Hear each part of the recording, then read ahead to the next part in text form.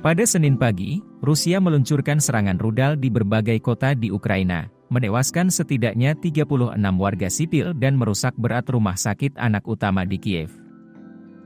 Serangan ini adalah yang paling mematikan dalam beberapa bulan terakhir, kata para pejabat.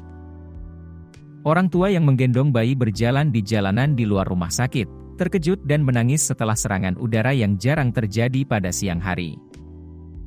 Jendela-jendela pecah dan panel-panel terlepas, sementara ratusan warga Kiev membantu membersihkan puing-puing.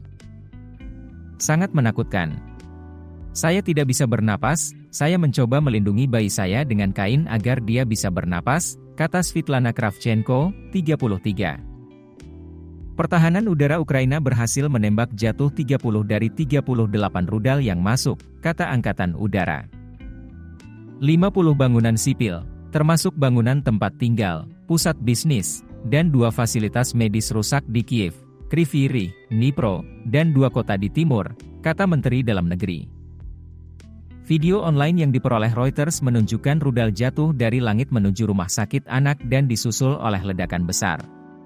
Layanan keamanan Ukraina mengidentifikasi rudal tersebut sebagai rudal jelajah KH-101. 21 orang tewas di Kiev dan 65 lainnya terluka dalam serangan rudal utama dan serangan lain 2 jam kemudian. Puing-puing dari rudal kedua mengenai rumah sakit lain di Kiev, menewaskan 7 orang.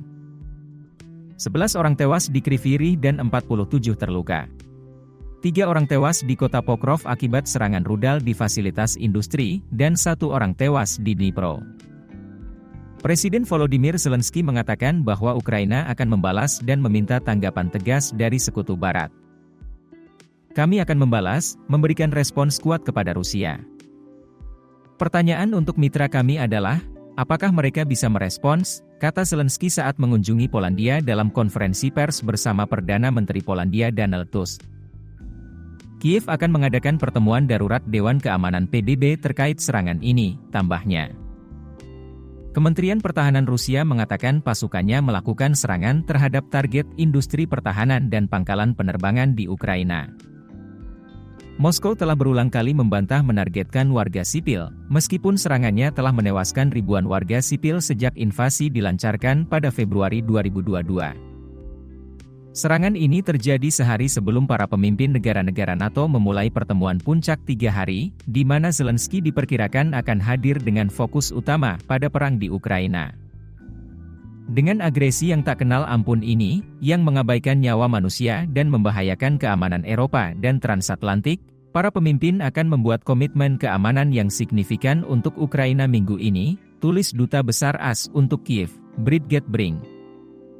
Menteri Pertahanan Rustem Umerov mengatakan bahwa Ukraina masih kekurangan sistem pertahanan udara yang cukup dan mendesak Sekutu Kiev untuk segera memasok lebih banyak sistem untuk melindungi kota-kota dan infrastruktur dari serangan udara Rusia yang rutin.